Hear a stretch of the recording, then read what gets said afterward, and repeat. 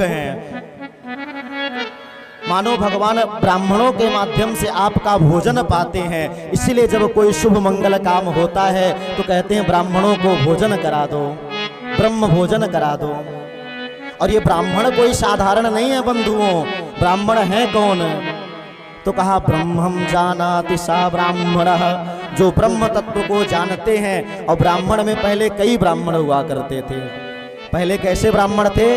कहते थे ये चतुर्वेदी जी हैं। चतुर्वेदी जी का मतलब चारों वेदों को जानने वाले चतुर्वेदी। एक वेदी कोई नहीं था हमारे यहाँ, द्विवेदी से शुरुआत होती थी कि जो 2 वेदों को जानते थे वो द्विवेदी जी हैं, 3 वेदों को जानने वाले त्रिवेदी जी हैं, 4 वेदों को जानने वाले चतुर्वेदी जी हैं, वेदों को जानने वाले वेदांती जी हैं, अग्निहोत्र करने वाले जो है तो अग्निहोत्री जी हैं।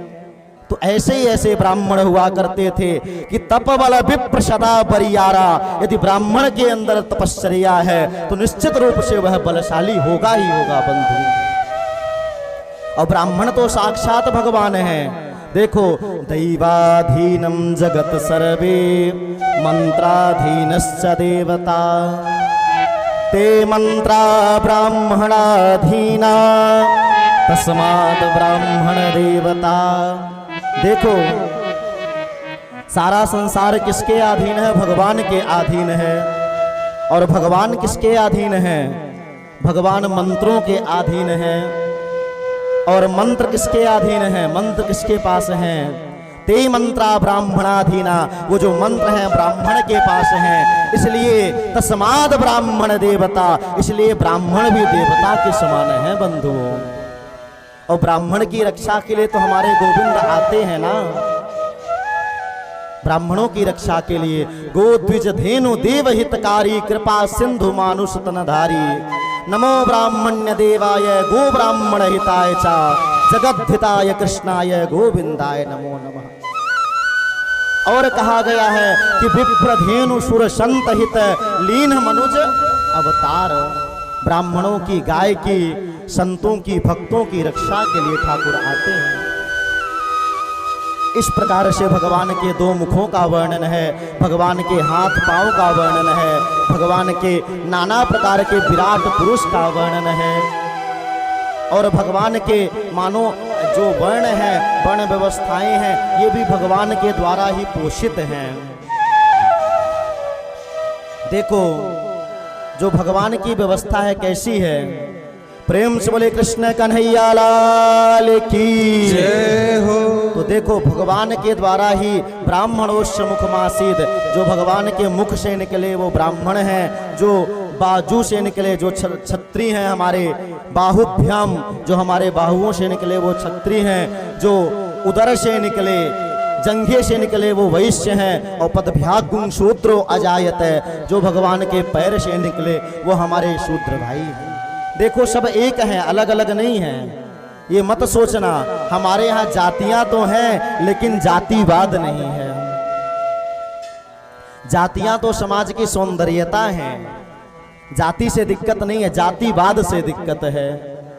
हमारे यहाँ सारे लोगों को एक कहा गया है और कोई ना छोटा ना कोई बड़ा, सबको एक करने का कार्य हमारा सनातन धर्म करता है। हमारा सनातन धर्म कहता है कि सर्वे भवन्तु सुखिनः सर्वे सन्तु निरामयः सर्वे भद्राणि पश्यन्तु मा कश्चित् दुःखभाग् भवेत्। सभी के सुख की कामना करता है। हमारा सनातन धर्म है जो कहता है विश्व का कल्याण हो।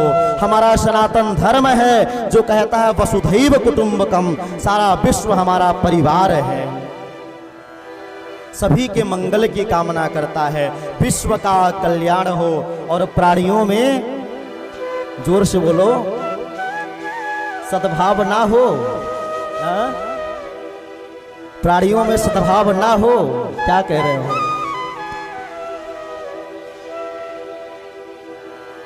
प्राणियों में सद्भाव हो कि सद्भाव ना हो? क्या होगा? प्रेम से बोलो राधे राधे।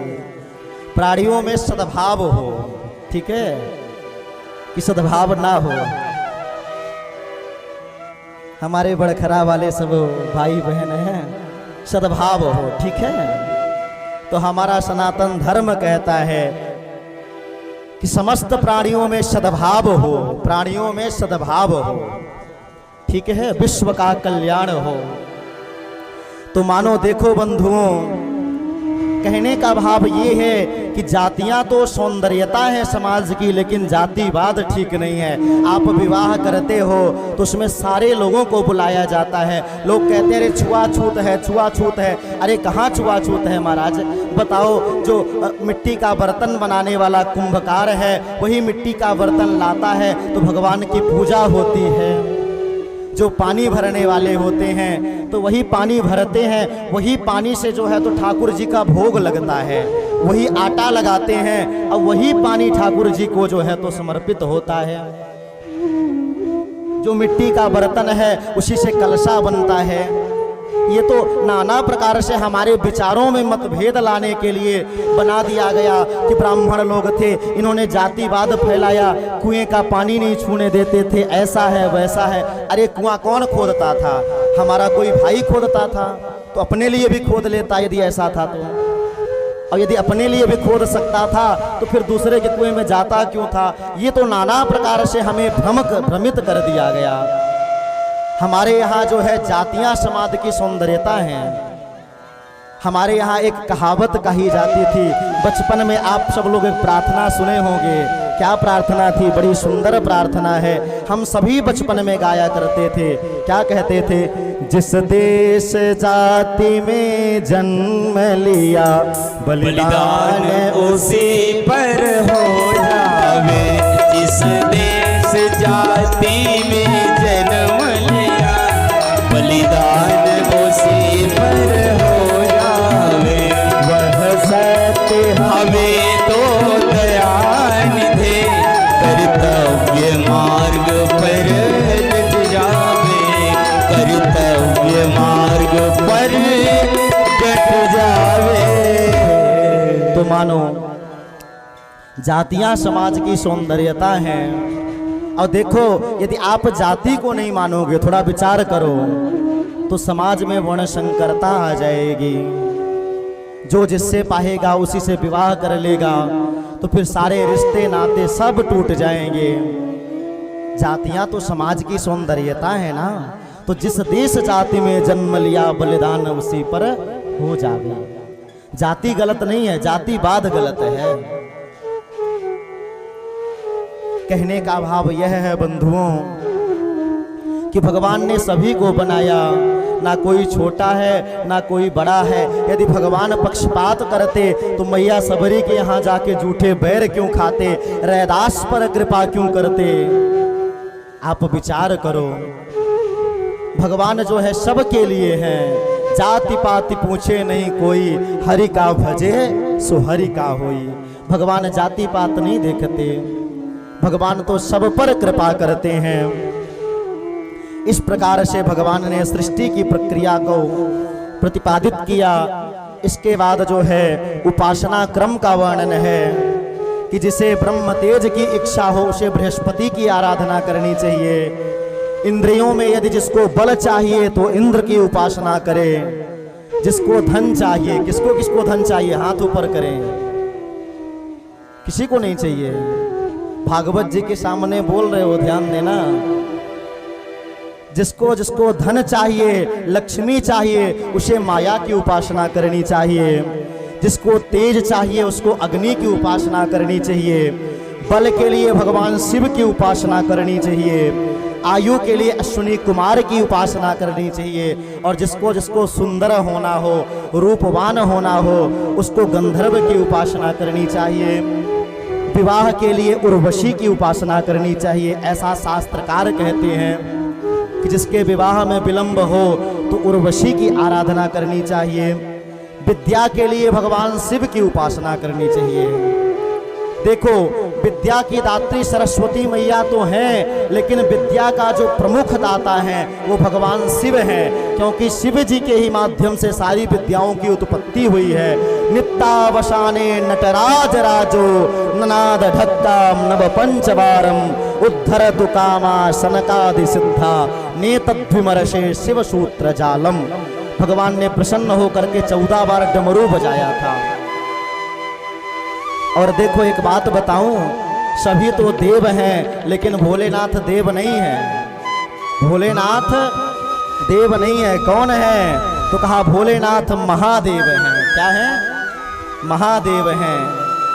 इसीलिए हम भोलेनाथ के सामने जाकर क्या कहते हैं? नमः पार्वती पतये हर हर महादेव।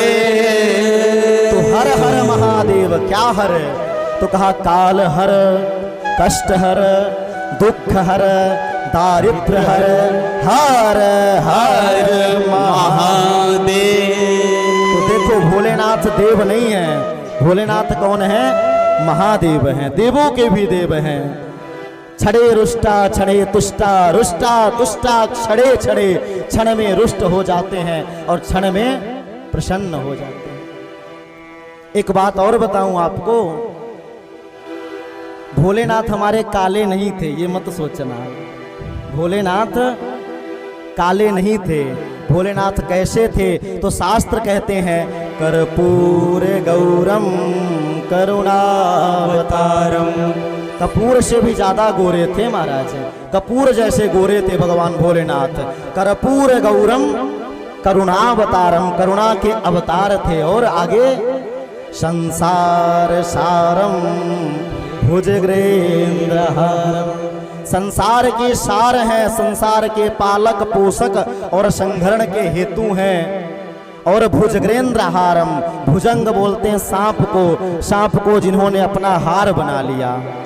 एक बार सांप गए, कहे जहां जाता हूं तो लोग जो है हमारा सर कूच करके फेंक देते हैं। भोलेनाथ कहे आ जाओ मेरे पास, और सांप का हार बना लिया। तब तक बिच्छू गए, कहे महाराज जहां जाते हैं तो लोग जो है तो हमारा मुंह कूच करके फेंक देते हैं, हम कहां जाएं?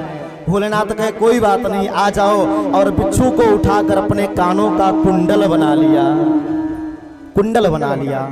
भुजगेंद्रहारम, भूत प्रेत गए, कहे महाराज जहां जाते हैं तो लोग छू मंत्र पंडित जी से करवा के हमको भगा देते हैं, हम कहां जाएं? भोलेनाथ कहे चलो मेरे साथ आ जाओ। भूत प्रेत को अपनी साथी बना लिया। तो भुजगेंद्रहारम, और रहते कहाँ है भोलेनाथ? तो शास्त्र कहते हैं कि सदा